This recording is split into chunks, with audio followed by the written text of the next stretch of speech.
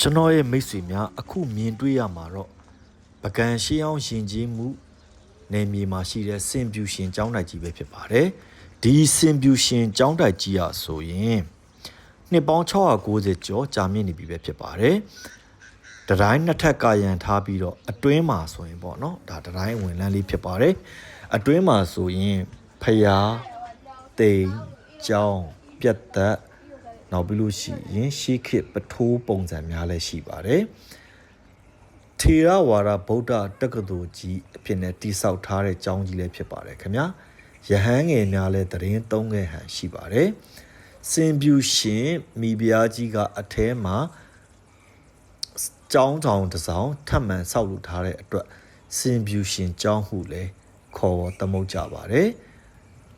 မြင်တွေ့ရတဲ့ဇေဒီတွေကတော့ပေါ့နော်ဇေဒီတဆူရှိပါဇေဒီကတော့ပကံခက်နှောင်းပိုင်းက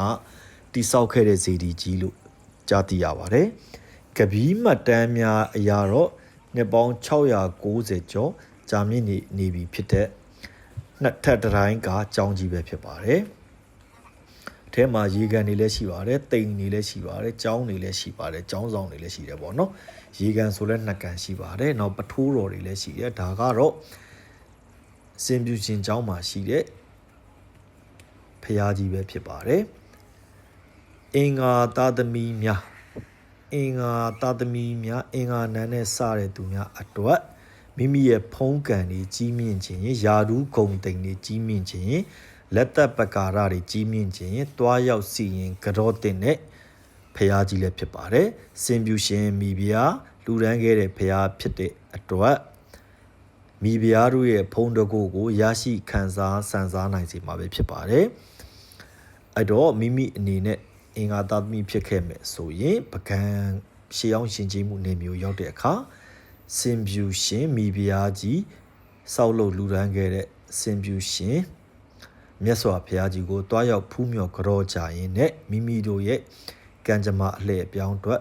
စုမုံကောင်းတောင်းခဲ့ကြပါဆုတောင်းခဲ့ကြပါလို့လေကျွန်တော်အနေနဲ့ဒီနေရာကနေတိုက်တွန်းနှိုးဆော်အပ်ပါတယ်ခင်ဗျာ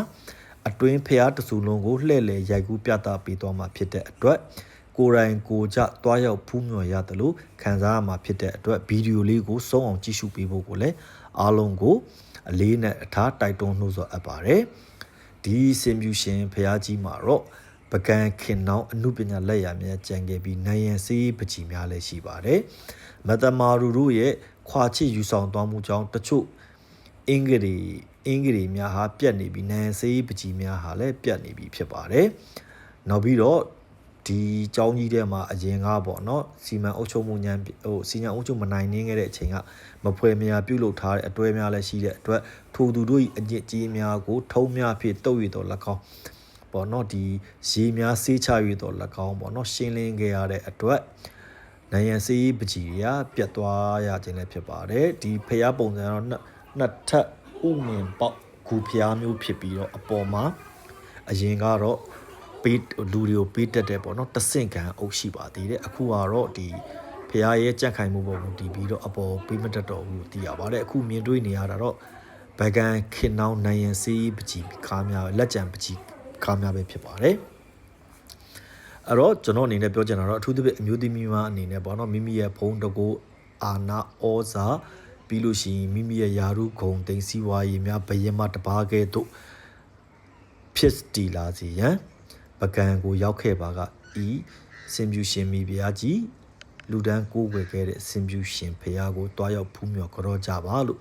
တိုက်တွန်းနှိုးဆော်ရင်းနဲ့ကျွန်တော်ရဲ့အစီအစဉ်လေးကိုဒီနေရာမှာပဲရနာဝင်ပြုပါခင်ဗျာ9ရက်သားသမီးအပေါင်းကိုစိတ်နှဖျားကျမ်းမာချမ်းသာကြပါသည်ခင်ဗျာနောက်ထပ်ဒီမှာလဲရေတရားအစီအများအတွက်ရည်စူးပြီးတော့ဖះအကြောင်းများကိုထပ်မံတင်ဆက်ရိုက်ကူးပေးတော့မှာဖြစ်တဲ့အတွက်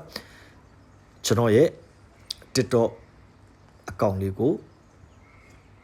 follow လုပ်ထားမယ်ဆိုရင်လည်းအဆင်ပြေပါတယ်အကယ်လို့ follow လုပ်မချင်ဘူးဆိုရင်လည်းတာမန်ကိုယ့်ဘက်ကိုဝင်ကြည့်ချင်လည်းဝင်ကြည့်လို့ရပါတယ်ခင်ဗျာနောက်ထပ်9ရက်သားမီတို့ရဲ့ဘေးရင်းအများအကြောင်း area များအကြောင်းကိုလည်းထပ်မံတင်ဆက်ပေးသွားမှာဖြစ်ကြောင်းသတင်းကောင်းပိုင်းနဲ့နှုတ်ခွန်းဆက်တာအပ်ပါတယ်ခင်ဗျာအားလုံးကိုကျေးဇူးအများကြီးတင်ရှိပါတယ်ခင်ဗျာ